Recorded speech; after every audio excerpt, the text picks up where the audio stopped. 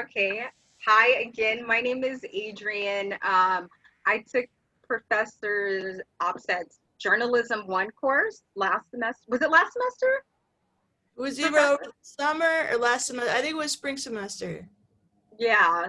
So I'm not, journalism isn't my field, but I'm into PR, promotion, and marketing. Okay, nice to meet you. Nice to meet you.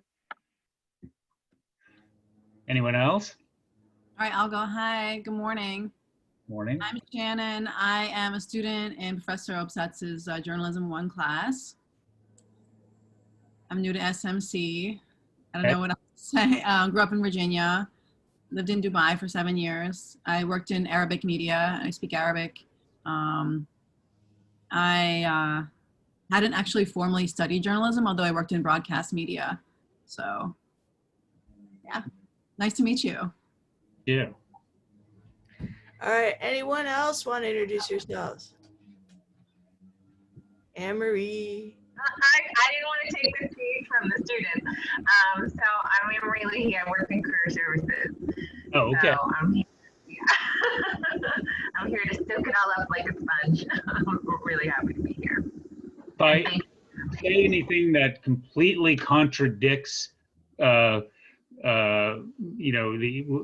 the proper career guidance is, please don't hesitate to call me out on it, or to bring that up. I might have different thoughts than a lot of people, just based on my own experience and You're living it.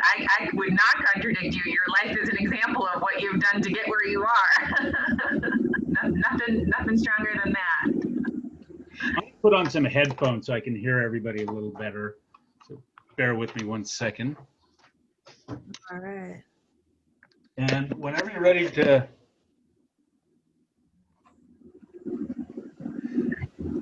let me know when you're ready to get started. Okay. Anybody else want to introduce themselves? Yeah. Lily. Okay. Lily. Okay. Hi, I'm Lily. I'm originally from the Film 1 class by Professor Timothy Conley. I grew up in Hawaii, but I go back and forth from California. And I'm actually a musician. I record other people, and I also play music. I play piano, guitar, and bass. Yeah, so happy to be here. Well, great. Glad to have you. Yeah, super happy. All right. I see a couple other people from my class. If you want to introduce yourself, you can, or you can do it at the end too. I'm encouraging you to turn your camera on if you want to, so that you get a chance to meet the speaker, but you don't need to if there's a reason why you can't. I'm trying to get my camera. Oh, sorry. I was going to say I'm trying to get my camera to work, but maybe by the end it will work. Okay. Keep in mind, But my name is Alexander. If anybody's worried about their background, nobody has a worse background than me. I've moved into the garage. See, well, my kids take up the family room. Are they zooming for school too? Yeah. Are you guys in having class in Zoom or in person yet? All in Zoom, huh? They've actually announced we're online through the end of spring semester. Okay. So yeah, I mean, we're a huge community college, so we have 30,000 students. So just logistically, it would be hard to clean classrooms between so many students, and we're across 4 different, like the main campus and then satellite campuses and everything. It's just super complicated. Sure. Okay. Well, why don't we go ahead and if that's all right with you, why don't we go ahead and get started? I'll tell you a little bit about my career. Let me ask you a question first, just for the room, and you can just do it by shout outs here since some of you are not on camera. How many people here are actually considering a career in journalism? There's one. You can write it in the chat too if you need to. Yeah, that's a good idea. Okay, no chat. So we have one person thinking about it. How many are how many read the paper or read a newspaper or really follow journalism closely on a daily basis? You have a I mean, few. Good. define closely. You read a newspaper every day? I get the, I mean, Oh, either online or digitally or not the full in paper, but print? I get New York Times digests and I read through that. And I'll like throughout the Mhm. day, I'll periodically like I'll check Google News. So I don't like different sources, whatever shows up in Google News. Okay. But no, All right. Good. like Yeah. cover to cover. Does anybody here actually have a subscription to a newspaper or a digital news site? Okay. Does the college offer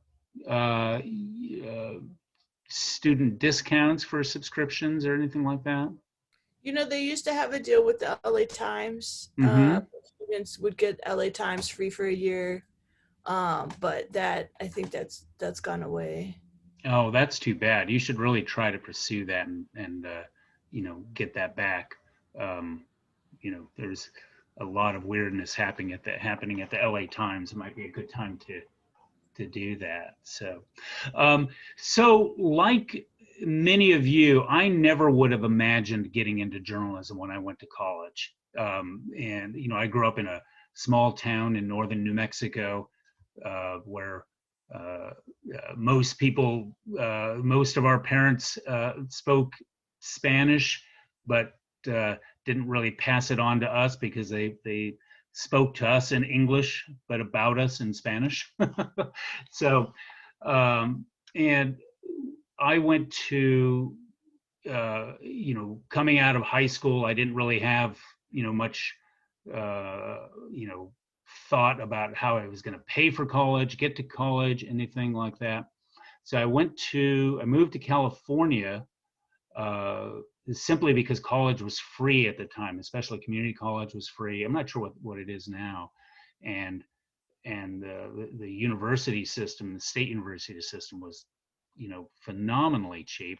And so I went for thinking that I was going to get into computer science, which was all the rage, and started off at a community college to get my residency, and then went to San Jose State and got a degree in management information systems, which is sort of like systems analysis for business.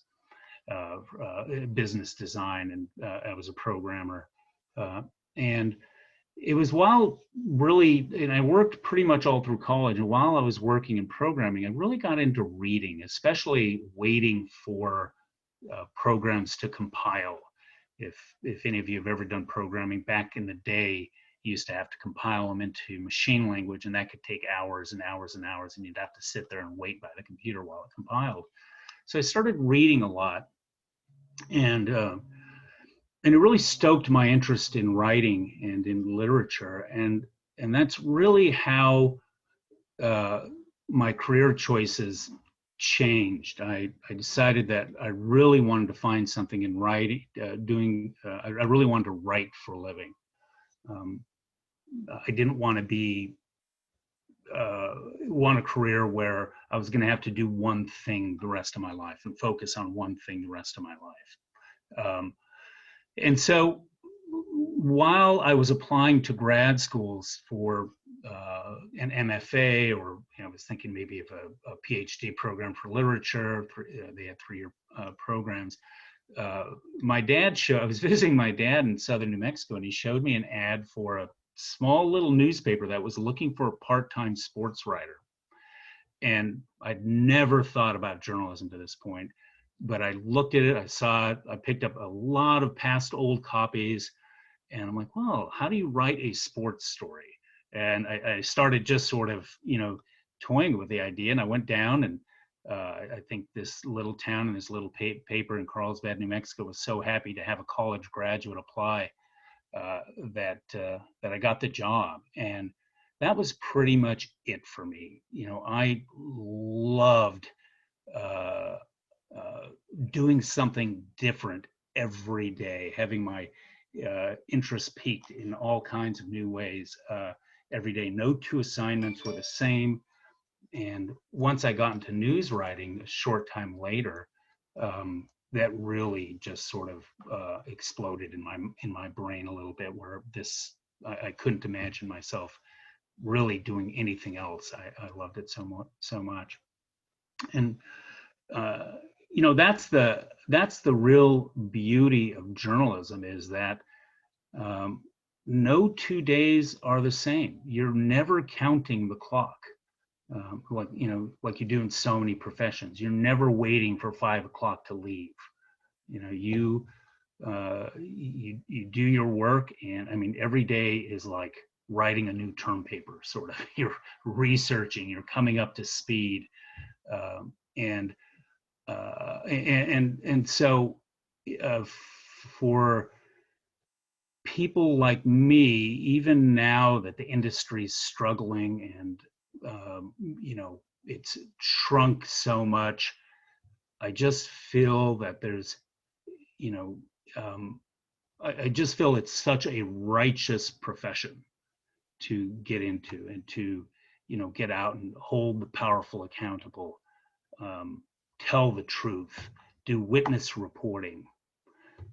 So from this little town in Carlsbad, I moved on to the Santa Fe New Mexican, where I joined Sharon, and we worked together for a few years.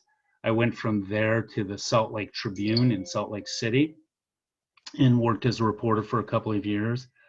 Went from there to the Seattle Times, went from there to the Washington Post, went from there to the New York Times, where I spent the majority of my career.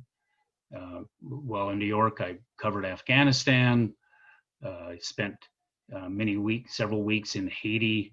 I was one of the first reporters in Haiti after the really horrific earthquake there. I was one of the lead reporters on the Sandy Hook tragedy, which was really horrible and so close to my home, where I lived at the time. And I probably could have spent my career at the New York Times. I was very happy there, but I got an opportunity a few years ago when the person who I think hired Sharon and I both at the New Mexican told me he was retiring, and if I knew anybody who might want to take his place. He was the editor there. And I said, well, yeah, me. And so I went back to New Mexico, got the job, and decided that as much as I loved reporting, I really loved editing. And I do miss reporting, but editing, again, is that same thing where you get to use so much of your brain thinking about the big picture of the news around you. And from there, I came back to Seattle. So this is now the second newspaper that I've visited twice, and I plan to hit them all back one more time. So I think, one of the lessons I've learned from my own career is that one of the most important things, if you want to get into journalism, and I'll open it up for questions. If you have questions anywhere along the way, feel free to stop and just ask me a question. Is getting your foot in the door is the most important thing at any level, whether it's as a digital producer or even a news aide, what they used to call what they used to call copy boys, now they call them news aides. It's such an important thing to be able to get in the door at any level. And once you're in, don't feel constrained by your job description. Always try to find time to do the job that you want to do. You might be, let's say you get in as a digital producer, but you want to write. So find that time to find the stories that you want to write and write them. Find an editor that's a friendly editor that you can build a relationship with, and say, hey, I'm interested in writing this story. Let's do it. Part of you know, especially as a young journalist, one of the things that was so helpful to me and is putting in those extra hours. It's a horrible thing for a boss to be able to, I can't say this as much as I used to when I was a journalist, but I used to work really, really long hours because I wanted to do these stories. I didn't want to be constrained by people calling me on overtime or anything. So I just did it. And that made all the difference in the world. You really have to outwork people, especially, you know, like I've always considered myself to have sort of a Toyota brain, as opposed to so many people who have these great Cadillac brains or Mercedes brains or something like that. So I've had to work harder just to kind of keep up with these people who can make it look so easy. And what I've found over the course of my career is that these people who make it look so easy, some really do have these fantastic brains, but uh, everybody struggles, and you know, everybody suffers from insecurities, and you know, you just can't let that slow you down at all. So so I just wanted to start off with a couple of tips on applying for a job, and you know, how to approach a cover letter and a resume. When I get, and again, if anybody has questions along the way, feel free to ask. I'm seeing something in the chat here. Oh, when you asked NPR. if people were subscribers, she gives money to NPR. Ah, okay, NPR great. member. Right, okay. Who has written a cover letter here applying for a job so far? Adrian, okay. What, and Sharon, of course, yeah. Do you mind telling us what job you were applying for? Oh wow. Okay. I've applied. No, you don't many have to if jobs. you want, but many Oh no, jobs, okay. I've applied to many, but for my cover letter, I do some background on the company, and I, you know, make it specific for the job that I'm applying for when I do the cover letter. And when you approach the cover letter, what do you try to do? What do you try to convey in that letter? You know, I try to, you know, just show my highlights, give examples of things that I've done, like specific things, you know, very, so not big. So if it's something with numbers, or if it's, yeah, so just. Yeah. So yeah, and I think those are the right approaches. One of the big sins, and you addressed it here, of cover letter writing is not knowing what job you're applying for, not researching it in advance, writing a generic letter. You know, always research the, you know, the news organization, I'll say in this case, or whatever company you're applying for, and what that job is for. And I can speak more toward, you know, this may not be a wider advice for wider job searches outside of the news industry, but for the news industry, you know, we value people who put in that extra time to research, you know, what the job is, you know, what city it's in, what you know, what the newspaper is, or the digital site, what it's been covering, all those things. Now, you don't have to put all that in your cover letter, but you should reflect that you know what you're applying for. I often get, I'll give you an example. We often have people apply for, especially people right out of college, or maybe even, you know, who've spent some time on their school newspaper something like that, and we'll have a job for Metro editor, which is one of the highest positions in the newspaper, or and they'll apply for it. Hey, I'm perfect for this job, stuff like that. I'm like, okay, that resume just got lost to me.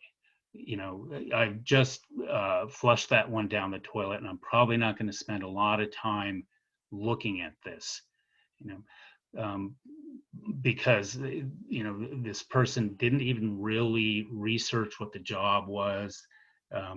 They were enthusiastic. They might even have written a good cover letter and, you know, had a decent resume, but they didn't take that extra time to think, well, is this a job I should be applying for? Is this, you know, they didn't remove the delusion factor from their application.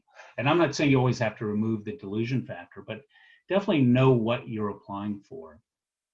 In a cover letter, I like to see, I like you to tell me a story. I like seeing a story because we're in news and we're all about telling stories. You know, I want to see good writing. I want to, you know, I really am often touched when somebody tells me something a little personal about themselves or their story, or about how they went about telling a story, you know, or how they, if it's a very young journalist, how they got involved in journalism, came to love it, you know, and you know, those kinds of personal touches let me know who you are and kind of put you on my radar. And so instead of, you know, sending that resume to the discard list, I put it into future consideration list if it's not, you know, if that person's not right immediately for this job. And that's a really important thing. Another tip is that, and you know, I always appreciate. Sometimes I'm a little annoyed by it, but I also know that it actually works when somebody sends me a personal email saying, "Hey, I've applied for this job. You know, I hope you'll consider me." You know, something like that. And so now I put a personal email and a personal little touch. It's kind of like sending a letter in the old days to that resume in our, we have something that's called a Jazz HR system that all applications and everything and cover letters and everything go into. But now that reminds me that, oh, hey, here's a person who took the time to send me a personal email. I get 300 to 500 emails a day. So I'm not always thrilled by getting extra emails. So by no means pester, but that one little email letting me know that you've applied, and you know, just a nice little hello kind of thing is, you know, does separate you from the crowd. And I do remember that. And it's helpful. And if we've brought you in that same touch, if we've brought you into for an interview, or if we've had an initial call with you or something like that, send a note to the people that you spoke to, thanking them for, you know, taking the time to talk to you and stuff. Again, these are little things that just, you know, separate you from the crowd and you know, and keep you on our radar a little bit. Now, what I don't want is every week getting an email going, "Hey, did you review my application yet? Hey, have you had a chance? Or is this still open?" You know, an occasional reminder or something like that might go, you know, if you haven't heard back in a couple of months or something, a couple of weeks or something like that, maybe sending a follow-up. But that initial one is always nice. You know, is always okay to get. On your cover letter, edit and edit again. Make sure that it doesn't have typos, that it, you know, that it's clean copy. Get somebody to read it for you before you send it out if you have the opportunity. That nothing is that always isn't always going to be a killer by any means. Especially if you've told a good story, but you've got a little, typo in there. We understand, but this is the news business. We're all about writing, all about editing. So we want that extra. And I think that goes for any position that you're applying with any company is, make sure that copy is clean. I have a quick question for you. Sure. So is shorter better? I mean, so in journalism, we're taught to economize our words and write as short as possible. For the cover letter, do you want it, succinct or as short as possible? I mean, because the cover letter examples that students often find are, quite detailed. Yeah. So I don't want it more than one page. Time is precious. And so if you can tell me a good story, give me a lot of good detail about why you're, right for this job or why you should be considered, but do it succinctly in 5 or 6 paragraphs. That's the, keep it in onto one page. I really appreciate that. Writing something, and by one page, I don't mean, single space it and wide margins, make it, clean and easy to read is a big thing. We're reading a lot of cover letters. And so the easier you can make it, the better. Now, if you send us, but I still want to know those things about you.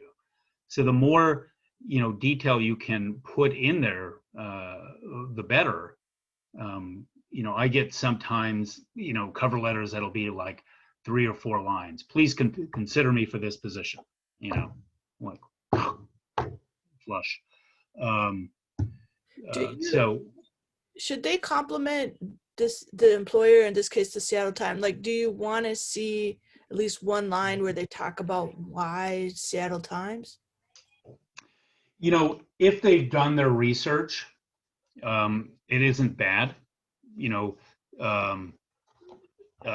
False compliments are pretty transparent. But like,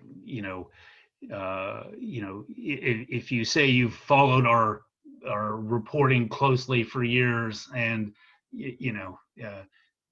something stands out and it's not true, well, don't say it. I mean, just be honest. But you should do that kind of research. The other thing that runs the risk of is, we might have done some work that I hated. And now you write, hey, I really loved that story. I'm like, well, but it was a terrible story. So, but if you're honest and you really did sincerely love that story, then yeah, but honesty really rules the day there. Just be transparent and, don't try to butter us up so much. But, if there are, if you have, if you grew up in Seattle, for instance, or if you grew up reading the New York Times or something like that, or, and this was your, this was kind of your hometown paper, or whatever you're applying for, you have a passion for it, definitely put that in. That's, the kind of thing we really want to, really want to hear. Again, that's part of telling us a little bit about yourself and, us getting a good sense of, who it is we're looking at and, what's driving your passion for journalism or what have you, or why you want this, particular job. So I have a resume question. So a lot of students, they have, work experience, but it may not be, when they're just starting out, it may not be in the field, but they've worked as a barista or they've worked in a restaurant, or they've done like volunteer tutoring or worked with their church, you know, in fundraising and that kind of thing. When it's an entry level position, would you include that on the resume, and how detailed? Like, do you just say barista and the years you worked there, or do you need to spell out all your job duties when you were a barista? Yeah, I personally don't think so. I mean, you know, again, I'm looking for experience that translates into the job that you're, you know, that you're applying for. So, you know, I'd rather just see barista, you know, and you know, but if there's something about that job, you know, like one quick line about, you know, you know, what you know, something quick, that's okay. And I know it's really hard for um, uh, you know, people just getting into the field, you know, who've done a lot of different jobs. You know, I think some of what that shows me is, you know, I do like that work experience, you know, like seeing it, but I don't need to know all the details or anything like that.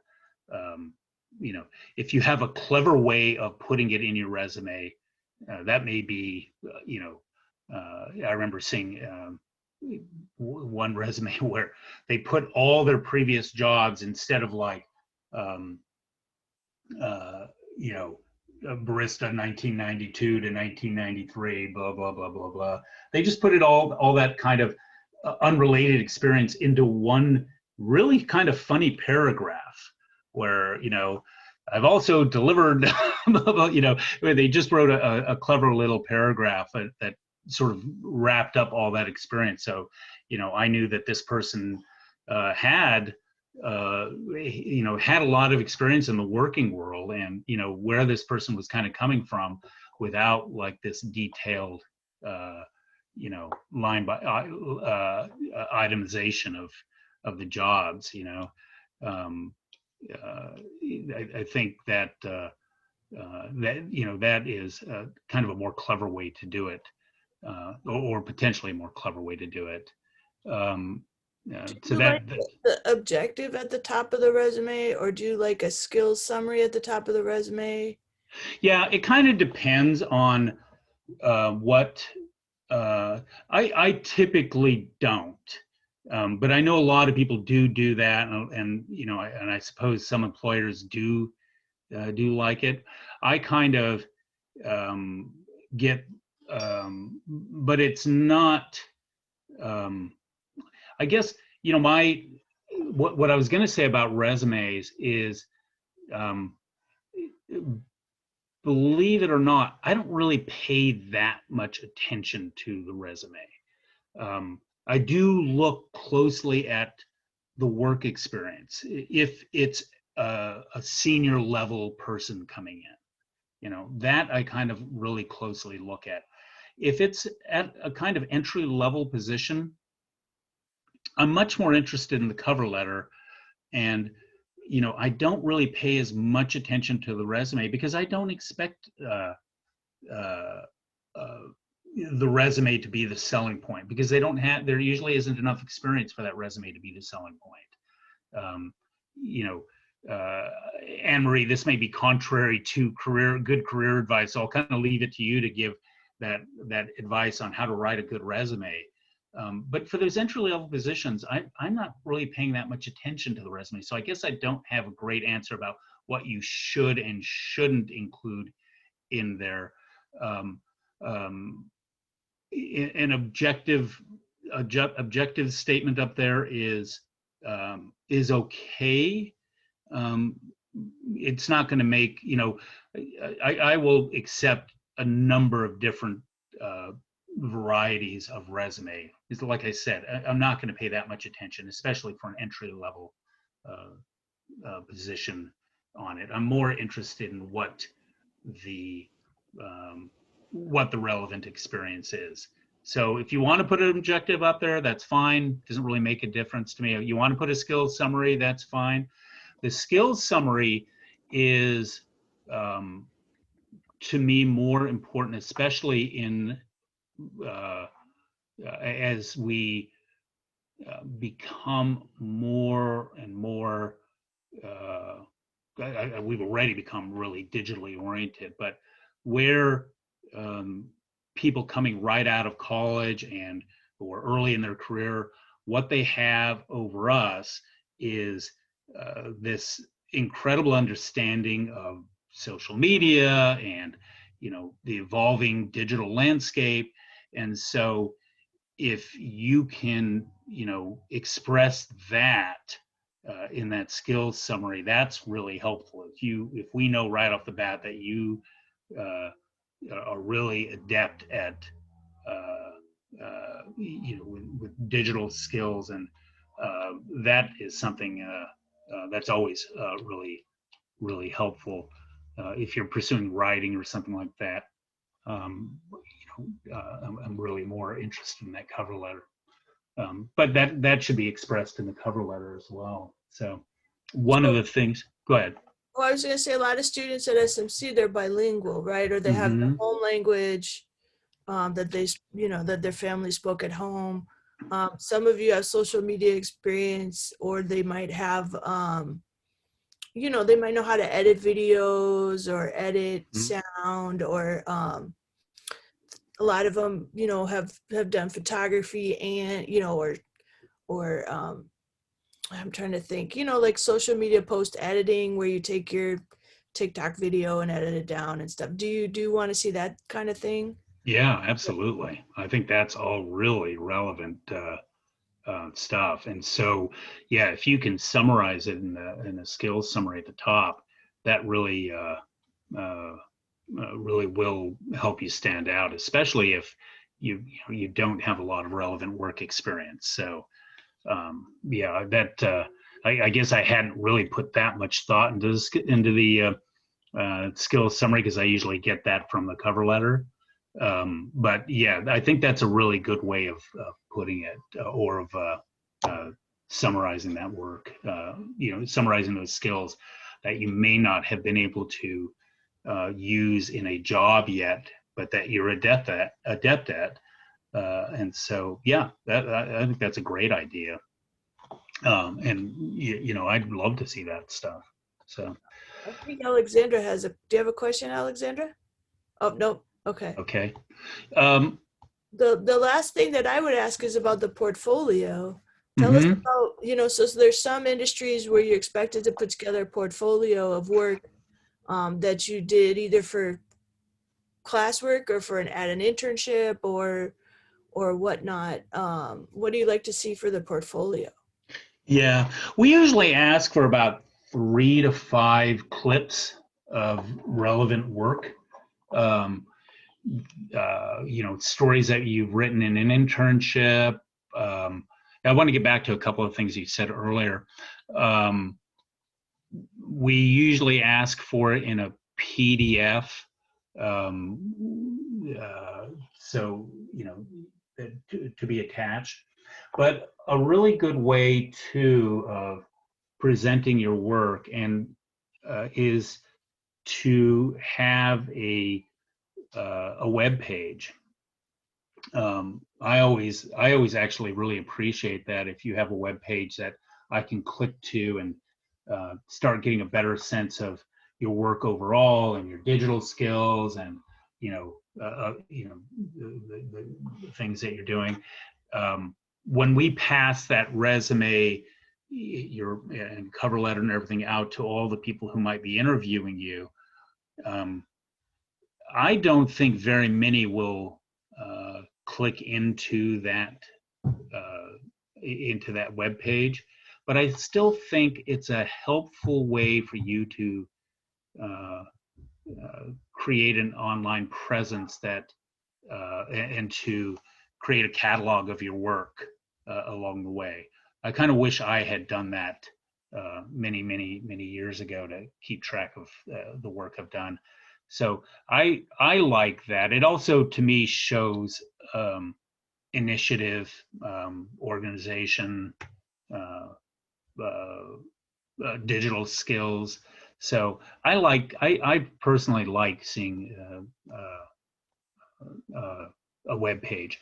If, you know, not everybody really wants to do that or needs to do that for depending on the job they're applying for. But I personally think it's helpful.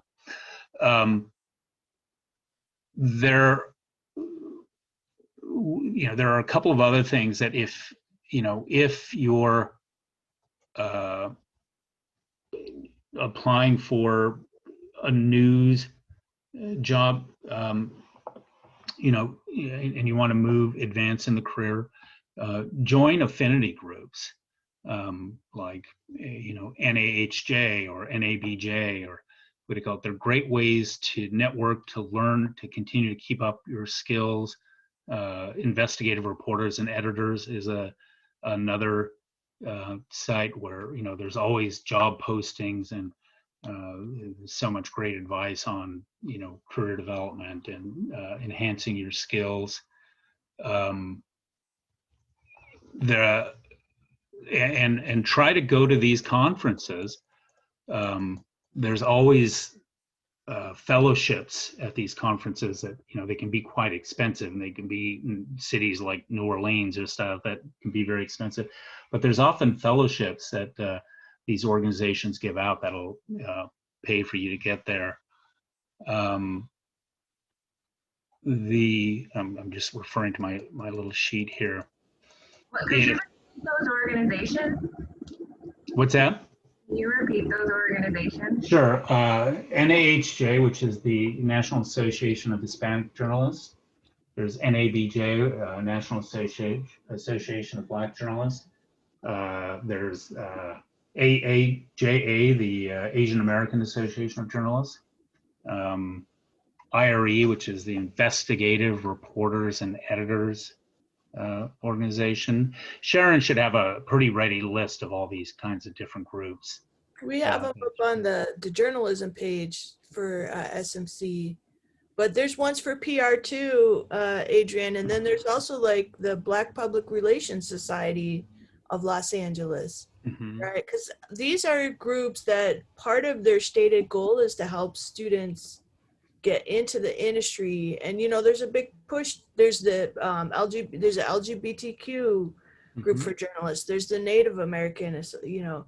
I'm part of the Online News Association, which is focused on a lot of the tech or the, you know, audience engagement editor positions or social media positions in newsrooms.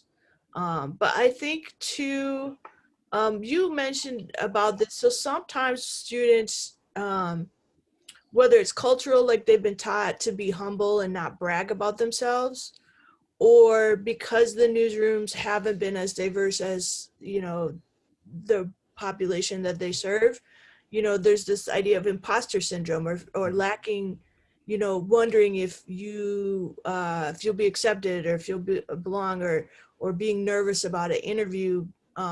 How did you deal with imposter syndrome? Because you said you know a lot about that. Yeah, absolutely. I suffered from imposter syndrome heavily.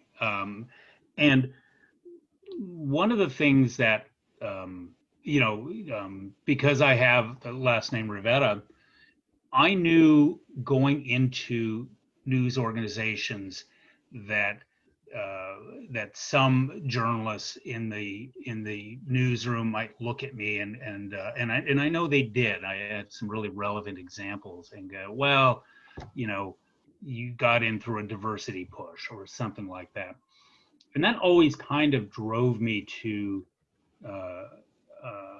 work harder and just sort of in my mind, you know, crush them. And I think what I learned along the way is that most people suffer from imposter syndrome, not just people of color and so forth. And the people who don't suffer from imposter syndrome, I don't really want to know, you know, because they're probably just assholes. So, you know, everybody suffers from insecurities, and what news organizations have to understand, and are beginning to understand more and more, and this has been an ongoing process for decades, is that you bring a worldview to organizations that have often been peopled by people who grew up in gilded backgrounds, that didn't really have, who can't go into a community and understand the language and the nuance and the customs, and there's so much richness that the news industry misses a lot. And this is so you have to really understand what you bring that the organization doesn't have. And you don't have to shout this out necessarily, but you do have to kind of know this internally, that when you're applying for a job, or you've gotten into a newsroom or any kind of profession, that you have something that they need, and you should value it. And if you are worried about imposter syndrome, or if you're suffering from it, just keep in mind that most of the people around you are too, and that you really can do this job at a high level, and as well as anybody else. And I did it through working extra hard, and I kind of wondered, well, should you really have to do that? My kind of hope is that everybody would do that, and that everybody kind of suffers through that, but it isn't always the case. But just remember that you bring something to this organization that they don't have, and what that is your own personal story. Your own story of growing up, even if it was in very adverse conditions. Everybody's story is unique, and there's value in that story, because you've learned so much from it, and you bring that worldview to this organization, which has a lot of value. So make imposter syndrome be an advantage, not a disadvantage to you. That's it. And I'm happy to answer any questions on that. I don't know if that's the typical advice out there for that, but that's my advice. There were other. Go ahead. Well, I was just gonna make sure. So just so you know, as the managing editor, right? He has a super crazy day, so we have him till 11. But I wanted to be sure that if any students have any questions for you, that they get a minute or two to ask. So you can either unmute yourself and ask your question, or you can type your question in the chat, and I can ask your question for you. So yeah, that's. Adrian has a question already. Go ahead. Yeah. So I have a question about. So I know with newspapers, the majority of the revenue comes from advertisements. Like what percentage? And I know now there's a lot of native ads and branded content, pretty much pay for play in a sense. How much of a newspaper is branded content? And is there like a struggle between journalists and maybe, like a third party marketing agency who may, reach out to a company and say, if you are a sponsor, you pay X amount of money and we'll put, it looks like a news article, but it's not. Yeah, so we clearly, in most news organizations, although, there are varying degrees, will absolutely reject anything that isn't clearly marked as advertising. And you're right, there was a there was a lot of consternation for a while over native advertising and branded content.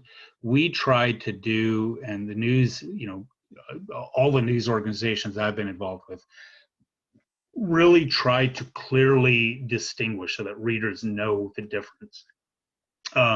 As for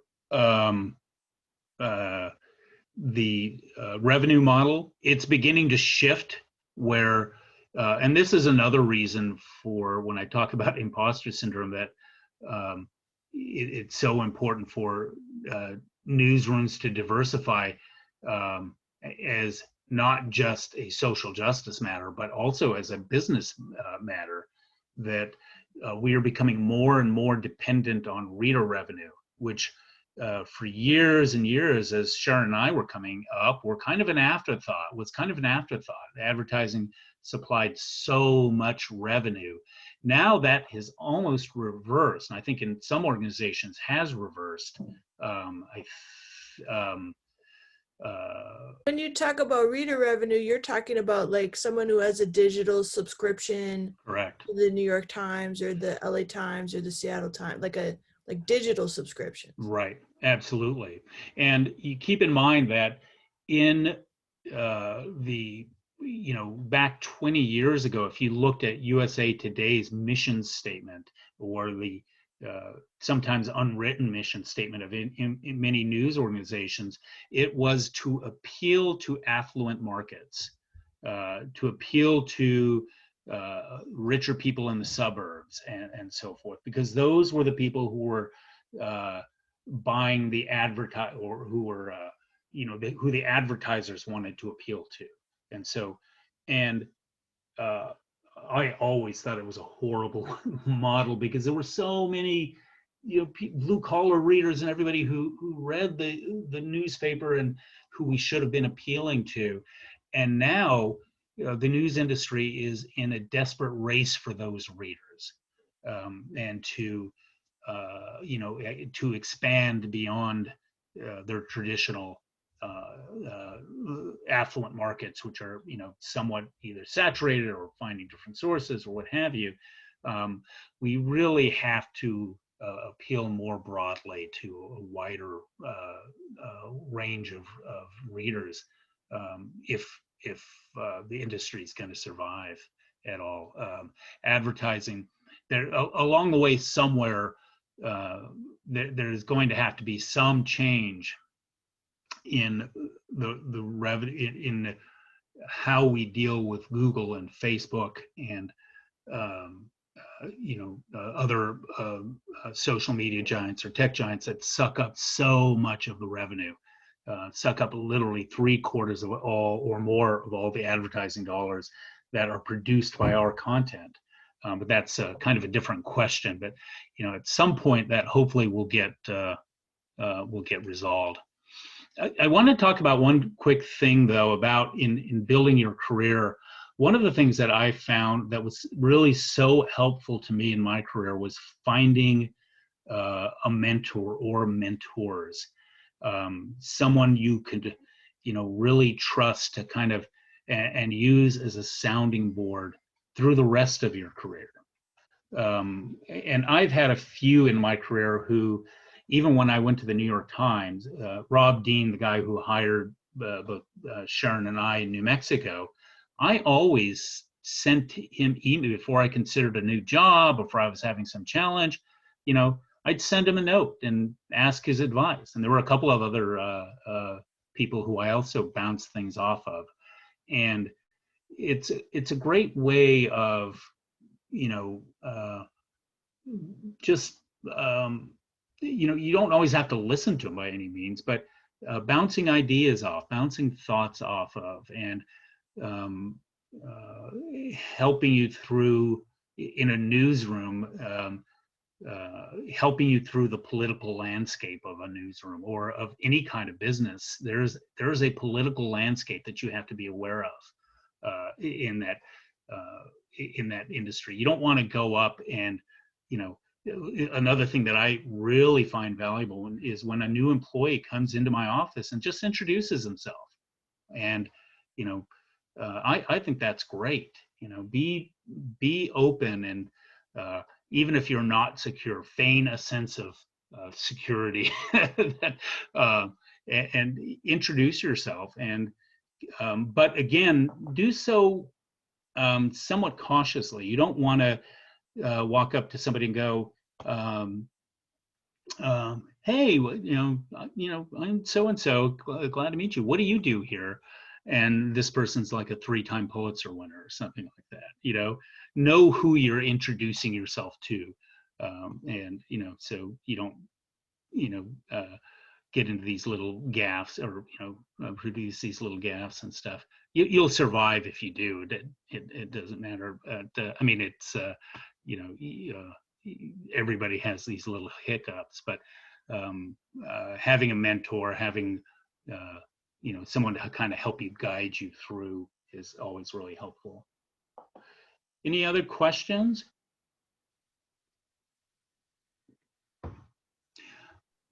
I have a question. Sure.